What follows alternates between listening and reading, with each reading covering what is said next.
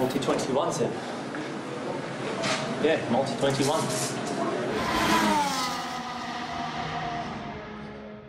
Bonjour à toutes, bonjour à tous et bienvenue sur Multi-21 dans une nouvelle émission pour un Grand Prix du Canada spectaculaire, Grand Prix que nous allons analyser ensemble avec Pierre Meslay. Salut Pierre. Salut Clément, bonjour à tous. Un Grand Prix de dingo.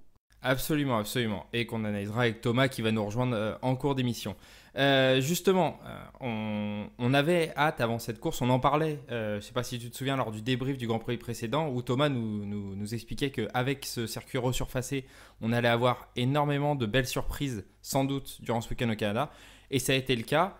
Et finalement, on se pose la question de plus en plus de est-ce que le resurfaçage des pistes, de temps à autre, tous les 5-6 ans, n'est pas un élément à prendre en compte pour le spectacle? Tout dépend après comment le resurfaçage est fait. Tu prends le cas d'Istanbul, resurfaçage oui, mais le resurfaçage avait été fini très très peu de temps avant la tenue du Grand Prix Oui, tu as raison. en 2020 et conditions climatiques pas terribles et tout le monde se plaignait qu'ils avaient aucune adhérence quoi. En Chine, ça a été plutôt bon, il y avait plutôt de bons retours. Le Canada, c'est un circuit en plus à l'ancienne avec énormément de bosses, etc. Donc il a été, je trouve, bien resurfacé. Et apparemment, il y avait pas vrai. Il y a eu quelques problèmes de grippe.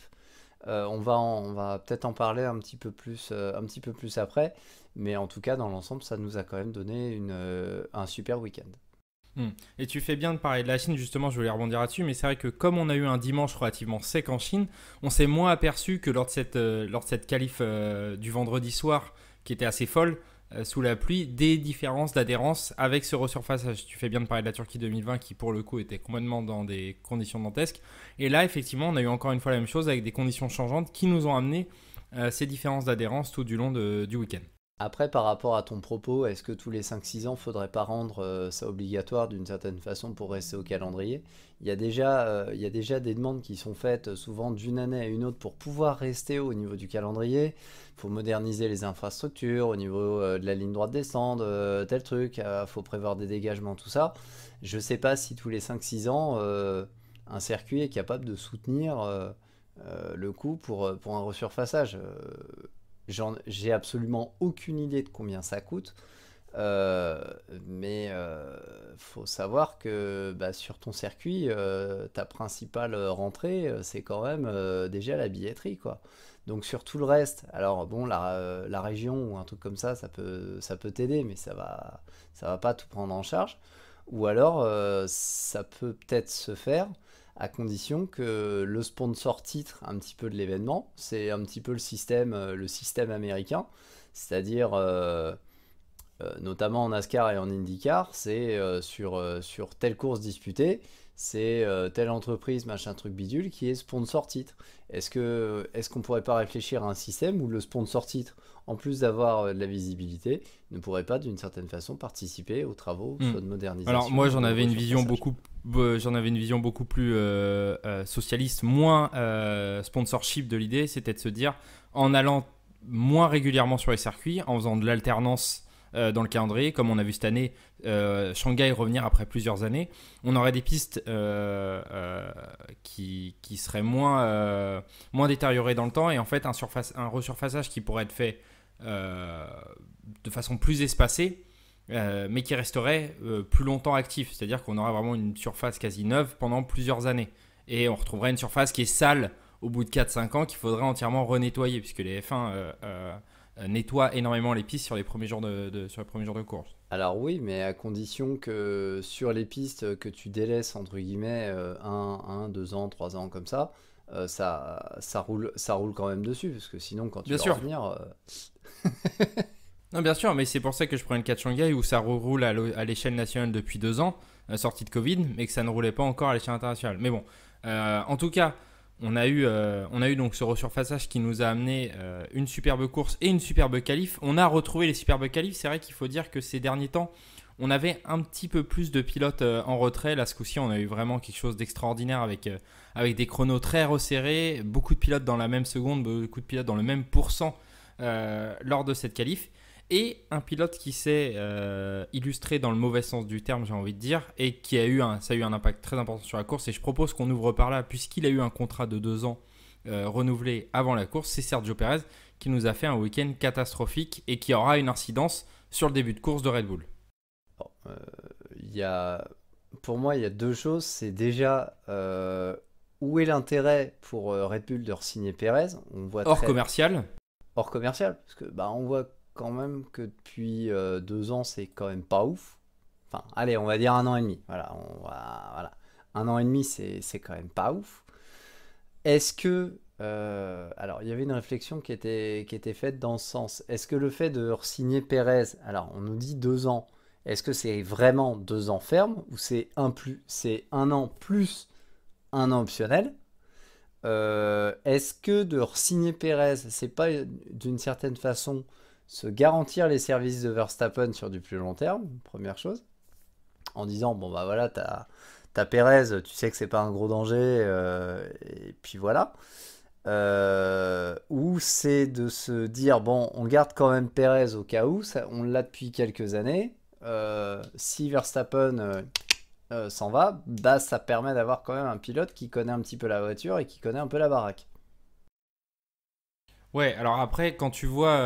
le problème, c'est le timing, puisque non seulement durant ce week-end, Sergio Pérez n'a pas été dedans, mais les Racing Bulls ont été très véloces, et non seulement Yuki Tsunoda, mais aussi Daniel Ricciardo. Et, puisqu'on va parler de la course, on va enchaîner là-dessus, mais on a vu en début de course, et en fait, je dis en début de course, mais quasiment pendant toute la course, une stratégie opérée à 2 par les McLaren, une stratégie opérée à 2 par les Mercedes, et ça a bien fait écouter la victoire à Max Verstappen, qui a dû lutter Exactement. pour gagner. Il était tout seul.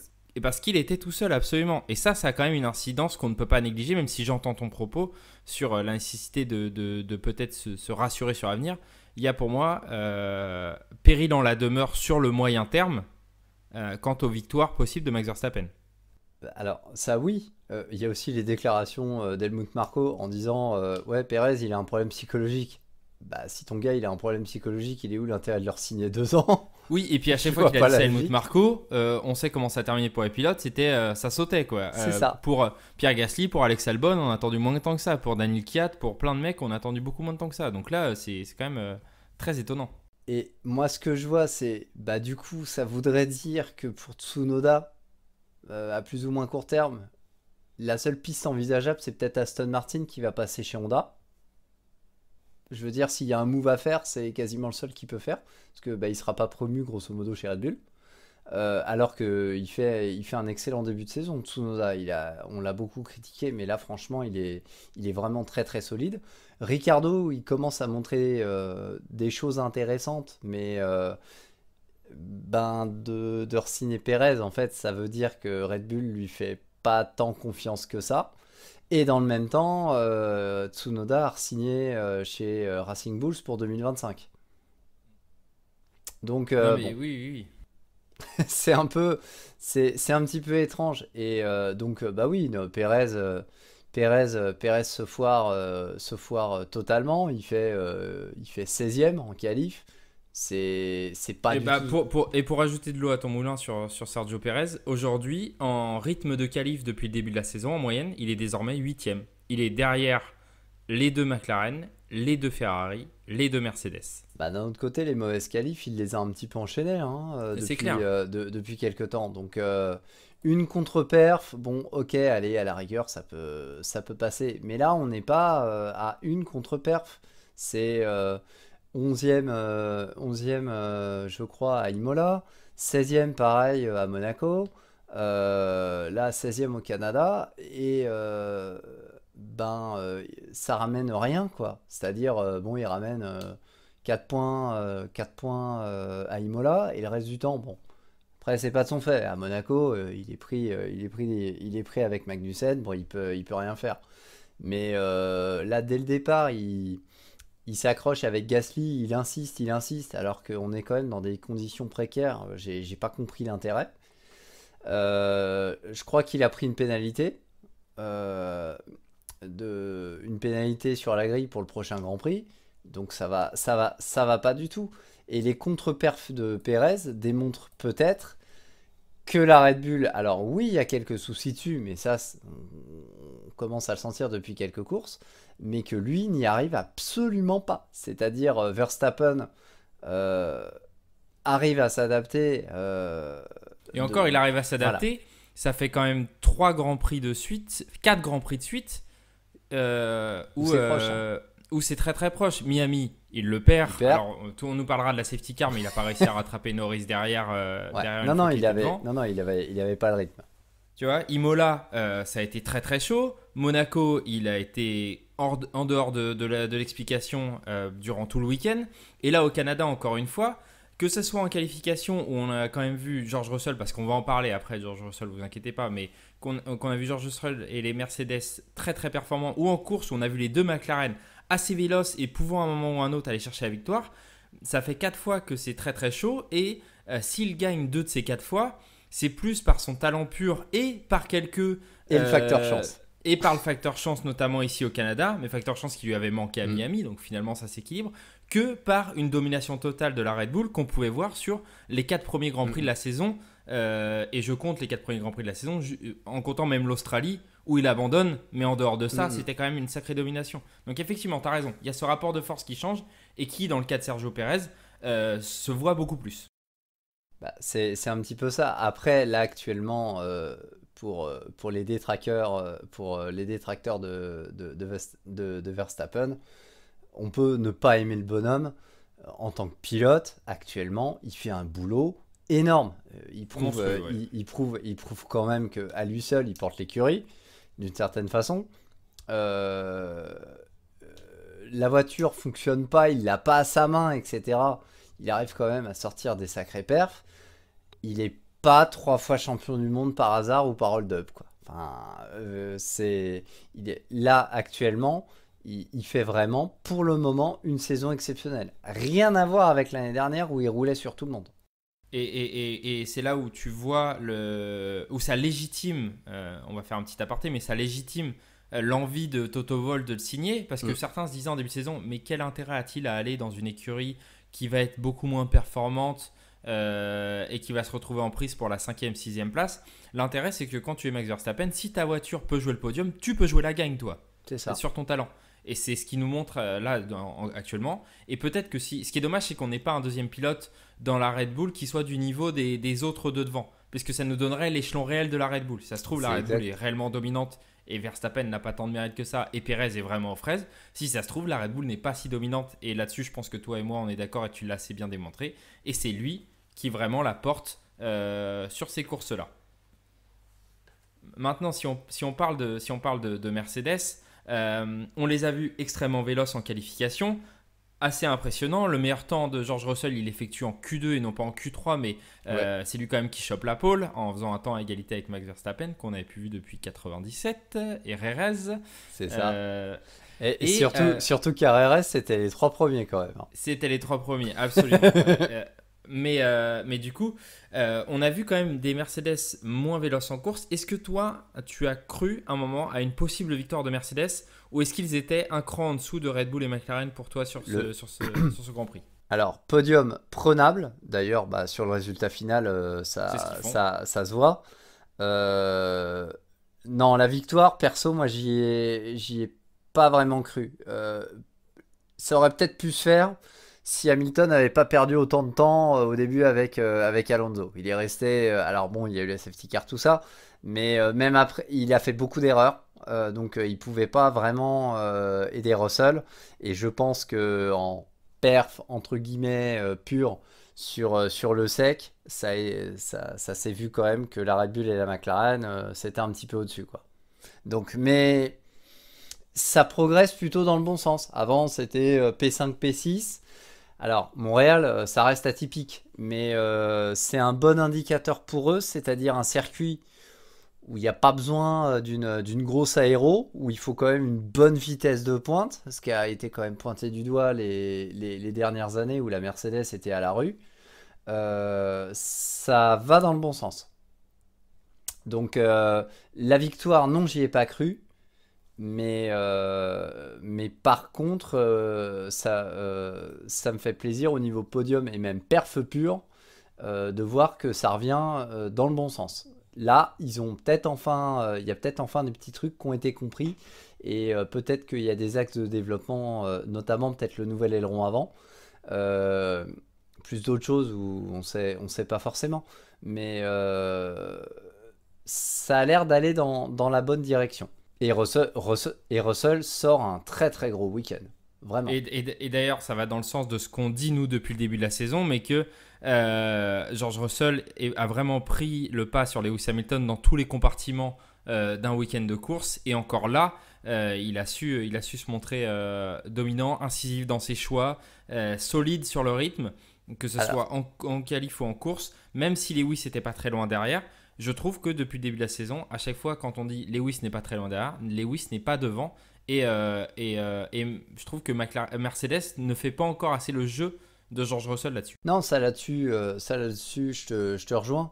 Il n'y a pas grand-chose qui les sépare, au niveau de la qualif. Il y a, je crois, de 3 dixièmes. Donc on aurait pu se dire, voilà. Surtout qu'Hamilton, il était plutôt pas mal en Q1 et en Q2. Sur leur temps absolu en Q2, il y a 2 dixièmes. Ouais. Parce que c'est les deux seuls à passer sous les 1 minute 12. C'est ça. Donc tu peux te dire, le gars, il tape moins d'une 12 en Q2. Il peut peut-être le ressortir en Q3. En fait, pas du tout. Et il y a eu des stratégies intéressantes. Hamilton est rentré pour moi pile au bon moment pendant la course quand il est passé des inters sur les médiums. C'était pile poil le bon timing. Tous ceux qui étaient rentrés avant, et ils galéraient comme pas possible. Lui, il est rentré pile poil quand il fallait. Par contre, sur le dernier relais, bon, je sais pas si les durs se justifiaient. Il arrivait à suivre Russell. Mais ça aurait peut-être pu être plus intéressant en médium. Après, peut-être qu'il lui en restait pas. C'était peut-être des médiums usagés, j'en sais rien. Mais il y a eu des erreurs. De sa part, il y a eu des erreurs. C'est un peu récurrent, alors qu'avant, c'était pas trop le cas. C'est notamment, je crois, face à Tsunoda ou un truc comme ça, où à un moment donné, il y a 6 secondes, il fait des méga tours et il revient, il est à 3 secondes, et là, tu comprends pas ce qui se passe. Tu regardes de nouveau l'écran, boum, il y a entre 6 secondes et 6 secondes 5. Donc un petit peu dommage, s'il avait pu se qualifier un petit peu plus haut euh, et moins faire de bourde, ça aurait peut-être pu permettre à Russell de tenir un petit peu plus et de faire une stratégie un petit peu différente. Oui, il est Peut-être. vrai, ouais. Non, mais je pense aussi que ça influe là-dessus. Après, comme on a dit, je suis pas sûr que Russell pouvait jouer la victoire par rapport aux Non. deux McLaren et à la Red Bull, et ça semblait un peu juste.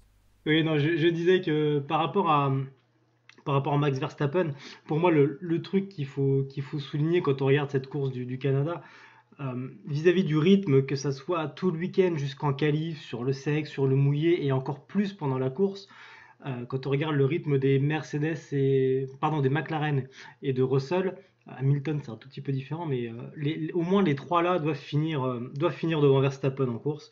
Et je rajouterais même dans le lot Hamilton, qui à mon sens avait largement les outils. Alors Hamilton a déclaré qu'il avait fait une des pires courses de sa carrière. Et effectivement, il n'était pas au niveau des trois autres, on va dire.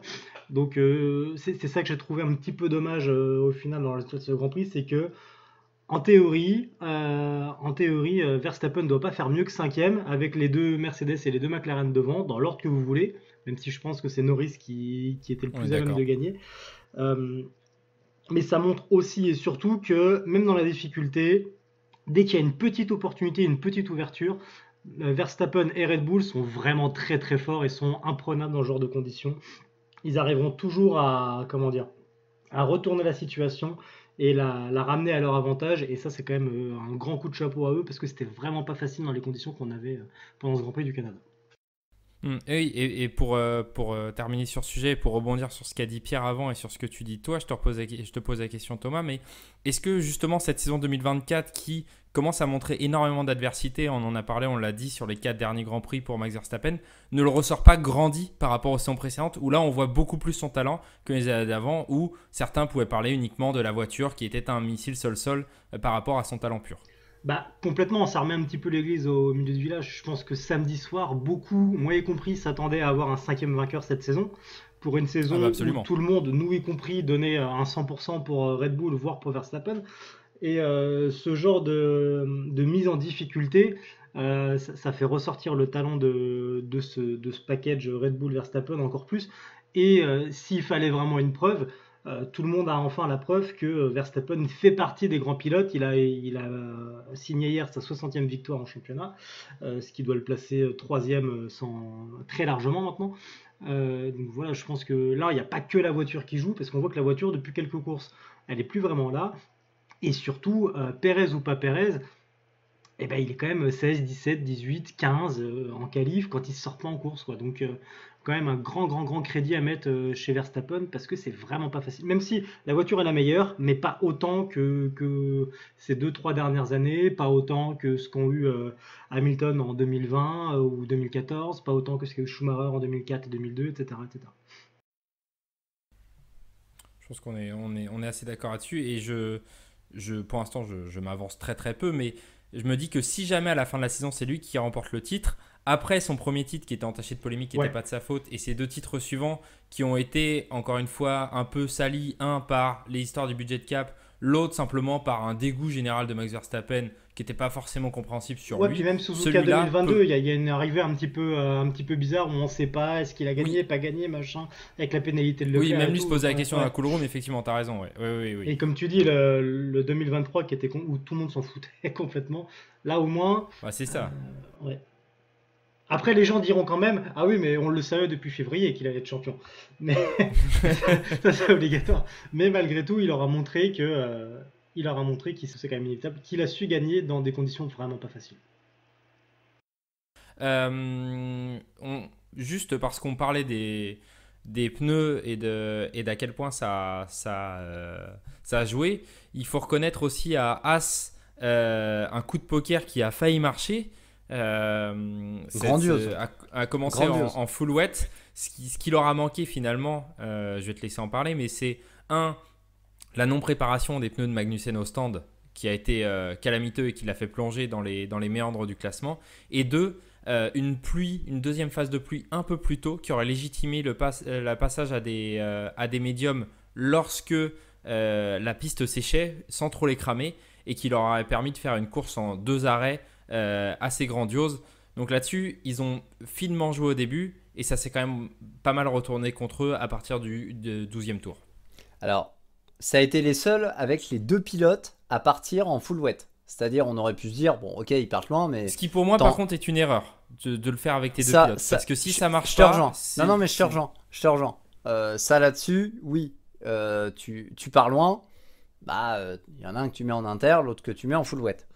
Maintenant, ils sont remontés, mais comme des dingos au début, notamment Magnussen. Magnussen, il était P4 à un moment. Magnussen, il était P4, je crois qu'il a fait un bond de 11 places ou un truc comme ça en 3 tours.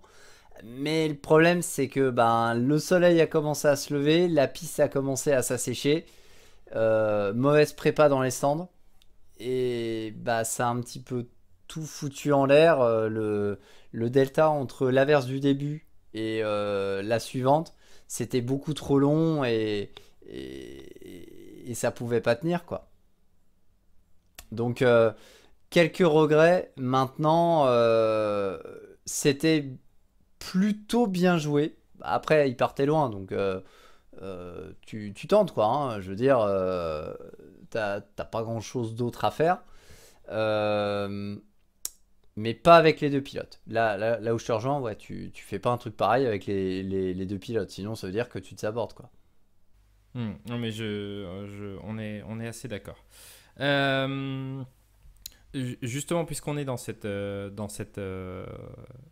midfield, dans ce qui devrait être le midfield, il y a une écurie qui a énormément profité des déboires de ses concurrents et qui pourtant ne ressort pas forcément plus sereine alors que le résultat est là, c'est Alpine, puisque Alpine a réussi à scorer des points importants au championnat avec ses 2 voitures, mais ce changement de place à la dernière minute et quelques couacs du côté d'Esteban Ocon ont fait ressurgir des tensions, avec notamment cette phrase d'Ocon: j'ai fait mon taf, l'équipe non. Est-ce que c'est un week-end réussi pour Alpine parce qu'il y a des points, ou est-ce que c'est quand même, encore une fois, un week-end frustrant parce que tout ne s'est pas passé comme prévu, parce que la tension augmente entre les 2 pilotes, au moment où, pour ceux qui n'ont pas suivi ce qui s'est passé cette semaine, Ocon a annoncé qu'il quittait Enstone à la fin de la saison. Et Bruno Famin de dire que de toute façon ils étaient arrivés à la fin du cycle pour Ocon. Oui, aussi, oui. Alors c'est quand même le dernier pilote qui a gagné un Grand Prix pour toi. Accessoirement. Après tu t'analyses un petit peu, c'est-à-dire Gasly fait P15, Ocon il fait P18 et à l'arrivée ça fait 9 et 10. Vu les conditions, c'est quand même pas mal. Ils ont été opportunistes, ils ont su se servir des occasions quand il y en avait. Ocon avait l'air un petit peu en difficulté parce qu'il a été pendant un bon moment PS8, je crois. Il s'est un petit peu, enfin voilà, il menait un petit peu le wagon avec les 2 Racing Bulls et Gasly. Bon, Tsunoda fait son erreur, donc après il était un petit peu tranquille. Ricciardo le passe. Et à 2-3 tours du but, on demande à Ocon de laisser passer Gasly pour essayer d'aller chercher Ricciardo. Ocon, sur le principe, il dit bon, ok, mais est-ce que je récupère ma place à la fin? Ouais, on travaille dessus. Déjà, quand on te dit ça, c'est que ça sent pas bon. Oui, c'est que tu l'auras pas, oui. Ça marche pas. Gasly n'arrive pas à rattraper Ricciardo, mais Gasly ne rend pas la place à Ocon. Ça montre. Alors, sa déclaration, elle est justifiée. Il est frustré. Il y a son ingé qui a essayé de temporiser en lui disant: écoute, gars, tu pars 18ème, à la fin, t'es 10ème, arrête de pleurer. C'est quand même un super résultat pour l'équipe. Oui, mais t'as l'ego de pilote, quoi. Là où on te dit que tu fais pas le jeu de l'équipe, etc., bah, l'équipe lui a démontré, je pense, hier que il n'attendait pas non plus grand-chose de leur part. C'est-à-dire, on est arrivé vraiment, oui, je rejoins Bruno Famin, sur la fin d'un cycle. C'est-à-dire, il n'y a plus de confiance entre Ocon et Alpine. Et ça, c'est un petit peu embêtant pour le reste de la saison. Vraiment. Thomas, est-ce que tu veux parler d'Alpine ou est-ce qu'on enchaîne sur Ferrari avec toi? Non, je pense qu'Alpine. Bon, il n'y a plus rien à dire à part le fait que de toute façon, voilà, c'est pas clair chez eux. Ça commence à agacer les pilotes, mais je pense que ça vous l'avez dit. Oui. Ça va mal finir, ça va finir en guerre. Et qui voudra bien aller. Maintenant, c'est même plus la question de qui vont réussir à avoir. La question, c'est qui voudra bien aller chez eux. Parce que là, maintenant, c'est un peu ça, ouais. Messieurs, en début d'émission, on parlait de cette lutte à 3 entre les McLaren, les Mercedes, les Red Bull. La Red Bull, plutôt, plus précisément. Il y avait un absent ce week-end, un absent qui était pourtant à la fête la semaine dernière. Enfin, il y a 2 semaines, c'est Ferrari. C'est bien dommage parce qu'on aurait bien voulu voir une bataille à 4 durant tout ce week-end. Mais les Ferrari ont réalisé une Q2 catastrophique et une course marquée par des moments de retour du binottisme. Je vais laisser Pierre commencer là-dessus et Thomas continuera. Mais c'est vrai qu'on a, après le soulagement pour Charles Leclerc il y a 15 jours à Monaco, enfin chez lui, et la malédiction combattue, on est revenu dans une Ferrari qu'on avait beaucoup vue ces dernières années et un Charles Leclerc qui en a subi malheureusement les conséquences. Pas grand chose à dire, ça fonctionnait pas. Voilà. Enfin, je veux dire, ils avaient l'air d'avoir un petit peu tout contre eux. La voiture avait pas de vitesse. Enfin, sur les lignes droites, ils se faisaient déposer. Leclerc avait l'impression d'avoir un problème moteur. Sainz, il s'est illustré en refaisant une partie de la pelouse au virage, je crois, 5-6, là au niveau de la chicane. Moi, ça m'a fait un petit peu marrer. J'avais l'impression de retrouver Massa à Silverstone 2008. Bon, il pleut, bon, bah, c'est pas grave, hein, à ton premier pilote, tu lui mets les durs, tant qu'on y est, autant y aller. Oui, tu mets les durs au moment où la piste a fini de Où sécher il et qu'il va repleut, quoi. repleuvoir. Ouais. Bah, C'est ça. non, bah enfin, pas de grippe en qualif apparemment. Ils sont passés, je pense, à côté de quelque chose. C'est dommage parce que là, c'est zéro pointé, double abandon. Il va falloir se reprendre et vite. Parce que on verra en Espagne. Est-ce que il y a eu des coups de bol ou est-ce que la Ferrari est plus proche que ça de la Red Bull et est-ce que Montréal, c'était un accident. Mais il y a quand même certaines choses qui peuvent faire questionner. Qui peuvent questionner, pardon. À toi, Thomas. Ouais, c'était un peu le passage du rêve au cauchemar là, de Monaco vers le Canada. Malgré tout, je serais pas aussi alarmiste que toi, Pierre. Dans le sens où, bon, déjà c'était une seule course, donc j'attends de voir si la tendance se confirme ou pas. Mais surtout, alors effectivement, il y avait pas de rythme, il n'y avait pas de grippe sur cette Ferrari le vendredi et le samedi matin. En qualif, ce qui leur a manqué, c'est peut-être un peu de clairvoyance, j'ai envie de dire, puisqu'apparemment les deux pilotes ont fait leur dernier run de Q2 en pneus usés, alors que c'était peut-être le moment où il fallait être en pneu neuf, en tendre neuf, parce que la piste était en train de sécher. Et il rate la Q3 pour un rien. Et au final, c'est un petit peu ce qu'on admire sur cette saison depuis quelques courses, c'est que un passage en Q3 ou pas, ça se joue en quelques centièmes, voire quelques millièmes. D'ailleurs, la pole s'est jouée à moins d'un millième. Donc ça fait... C'est le revers de la médaille, on va dire. C'est que le peloton est tellement serré qu'à la moindre petite erreur, tu te retrouves très loin. Et ça s'applique à Ferrari, ça s'applique à Verstappen, ça s'applique à tout le monde. Euh, Maintenant, sur la course, c'est un peu différent dans le sens où je pense que Leclerc avait une carte à jouer. Parce que je pense que Leclerc avait la capacité de faire mieux. Maintenant, quasiment toute la course, il lui a manqué 80 kW.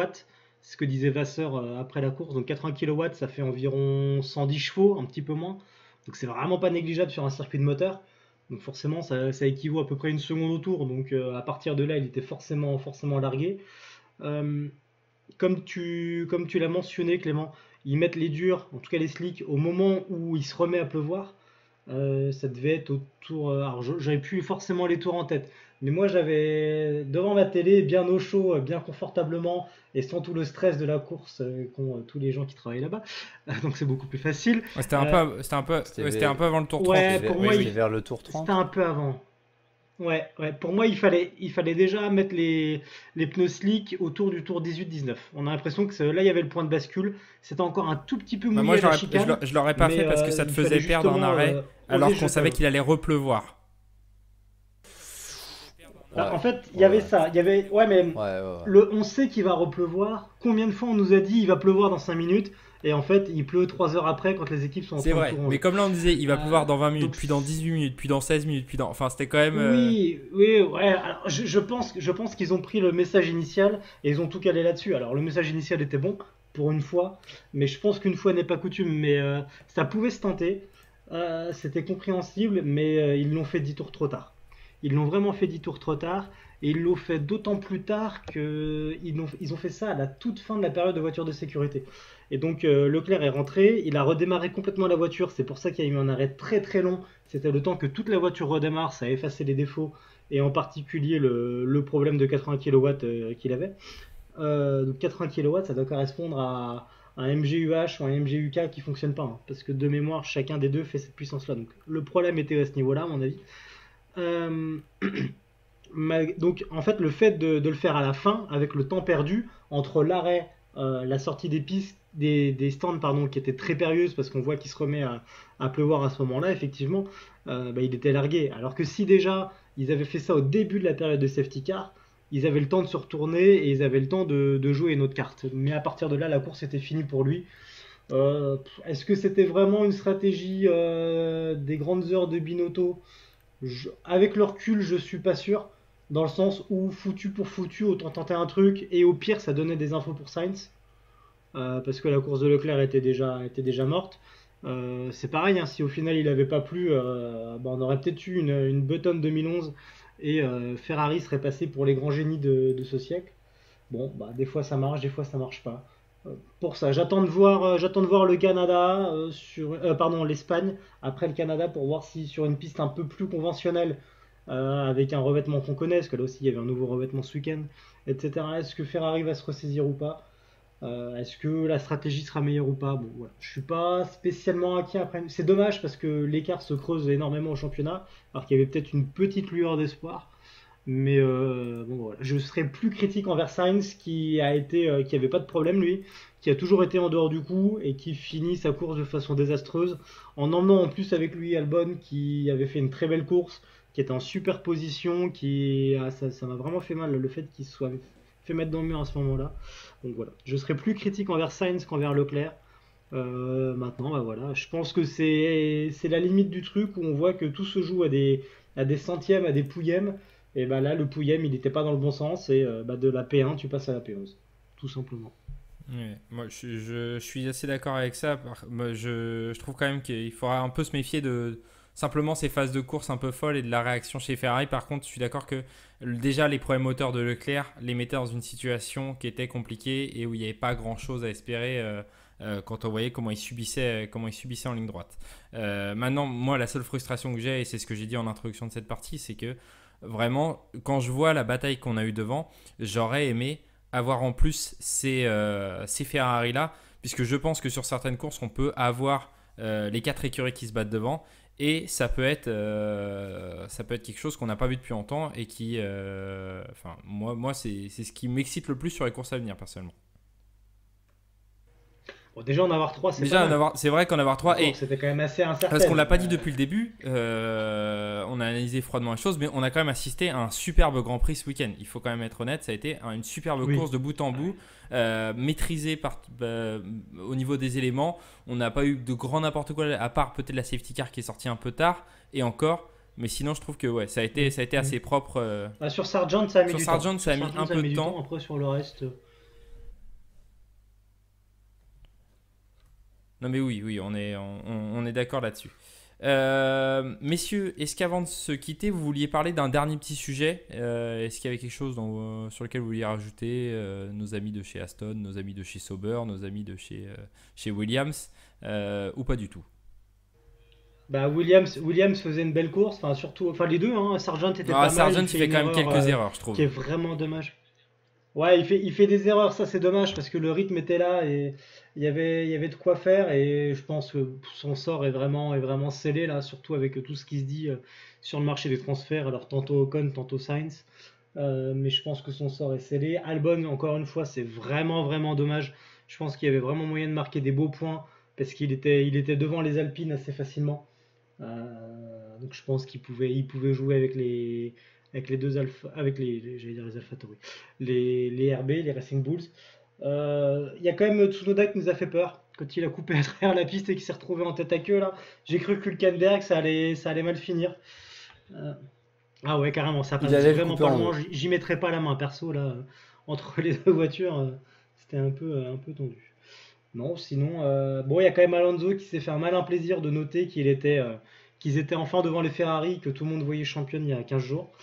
Bon, c'est une décla à la Alonso, on commence à les connaître, hein. Oui, Ça fait seulement doit-on 23 ans qu'il en tenir reste un, rigueur? voilà. Bon, Voilà, c'est ça. Mais bon, c'est toujours rigolo à noter. Non. Ouais, mais après, bah, il marque quand même des points. C'est des points, c'est toujours bon à prendre. Bon, Oui, oui, bon, un peu décevant sur la deuxième partie de course, les Aston. ouais, Parce qu'au début, elles étaient ouais, bien ouais. jouées avec les Mercedes. Et puis après, ça s'est un peu. Non, elle jouait surtout avec une Mercedes. Ouais, jouer avec Hamilton. Enfin, t'avais une Aston qui jouait avec une Mercedes. oui, non mais je pense alors, que oui, non, mais c'est important vrai, à relever quand même. mais- Oui. Oui, oui, non, t'as raison. Ouais, je suis d'accord. Mais oui, et après ça s'est confirmé, c'est-à-dire Hamilton passe Alonso dans les stands, et puis après il ne le revoit plus, hein. Après, il l'aurait pu carrément. Alors peut-être aussi que Alonso a fait parler son intelligence de course pour garder Hamilton derrière et que c'était une Ah, mais fausse c'est bataille, clair. entre guillemets. Peut-être. Ah, Mais mais au moins, la durée, c'était sympa à voir. Ça faisait un mais endroit je de vais même plus où il y avait de plus, l'action. je, je vais même plus loin. Je pense que sur la piste, je suis même pas sûr qu'Hamilton l'aurait passé à un moment donné, hein. Ah ouais, c'est possible, Enfin, hein, c'est possible. en Bah, avec le DRS, enfin, si. En inter, peut-être euh, pas. il n'y a pas eu une ou deux attaques au DRS d'Hamilton, même en inter? J'ai un doute si à ce moment-là, le DRS avait déjà été autorisé ou pas. Je sais plus. Parce qu'à un moment C'est une donné, bonne il a remarque, je sais été plus. autorisé, mais ils étaient encore en inter, je crois. Ouais, mais je sais plus.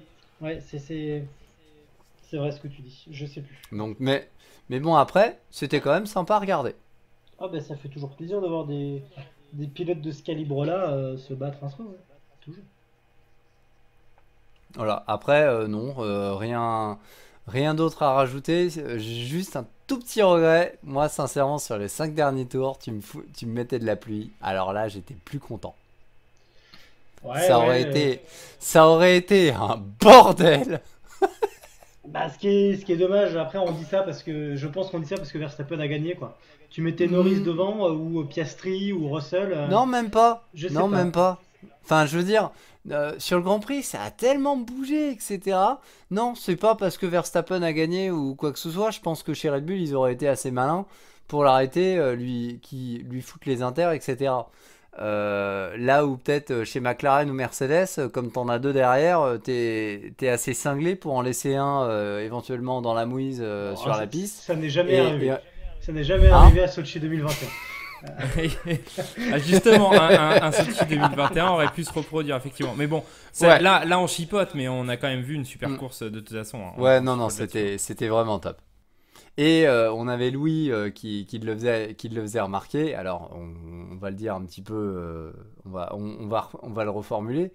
C'est la safety car à Miami qui permet, entre autres, à Norris de remporter la course. Et bien à Montréal, c'est la safety car et McLaren qui foutent Norris dedans où il peut pas gagner la course.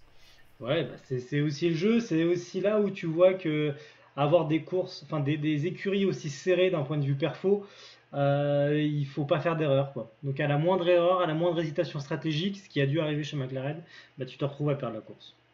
Mais c'est ce qu'on veut voir, hein. Au moins, tu sais que, enfin, on est sorti des années Mercedes, pardon, où on avait des fois des stratégies, des arrêts au stand un peu douteux, mais il y avait tellement d'avance que ça se voyait pas à la fin. C'est ça. Là, au moins, tout se paye cash et ça fait plaisir. Par Ça, contre, c'est la F1 par, qu'on veut voir.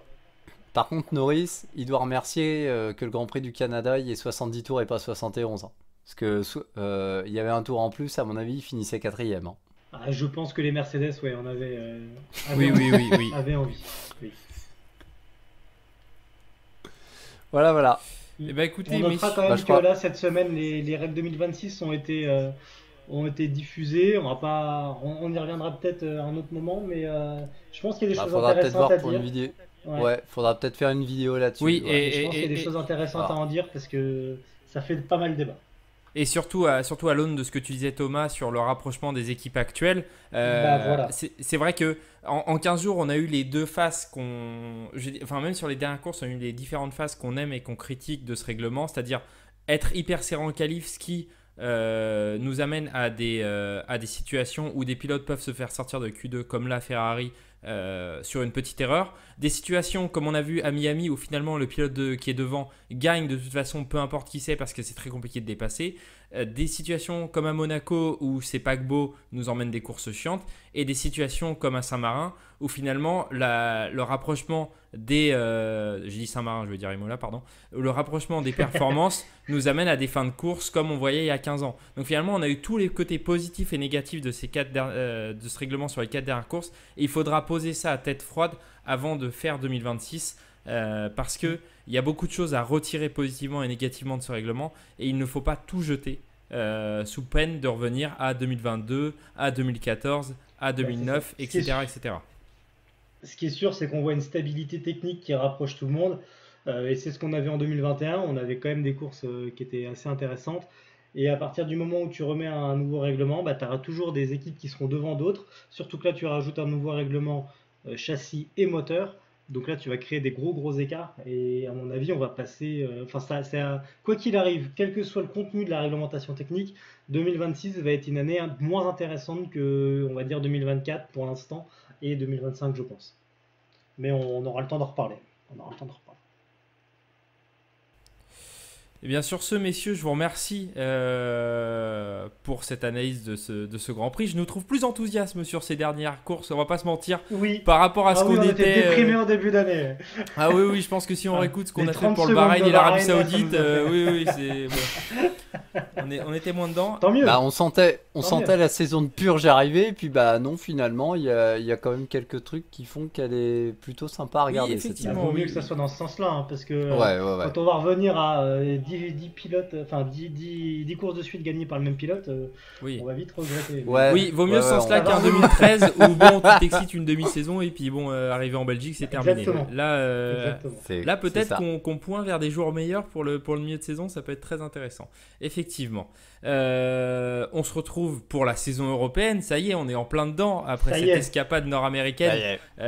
La C'est fin de- c'est pas en Europe le Canada. Comme Et c'était non, et entre non. Monaco et Barcelone, je pensais. Ah non. Naïvement, j'ai cru. Ah. tu vois. Non, Et décidément, Thomas, le jet lag, ça n'a pas bon effet sur toi. Hein. On sait que tu étais pour Multi 21. On sait pas encore comment on a réussi à payer le billet d'avion, mais c'est pas grave. Peut-être pour ça que tu étais dans la envoyé suite. spécial sur place. Eh, bien sûr. Tu étais l'envoyé spécial, mais là, L'envoyé visiblement, météo, c'est Non, mais t'as un peu de Thomas, mal tu avec te le jet trompes, lag. c'est là, hein. Imola et Monaco qui faisaient partie de la tournée nord-américaine avec Miami et le Canada. Ah, c'est là où d'accord. c'est là où ta géographie Là, n'est je pas comprends bonne. mieux. En tout cas, Je là, comprends mieux. on revient pour l'Europe, pour en tout cas une partie de la saison. Et alors là, on le dit direct, hein, mais si en Espagne on a une grande course, ça sera une grande saison. Parce que pour qu'on ait une grande course en Espagne, il faut beaucoup de choses quand même. Ouais, je suis assez d'accord.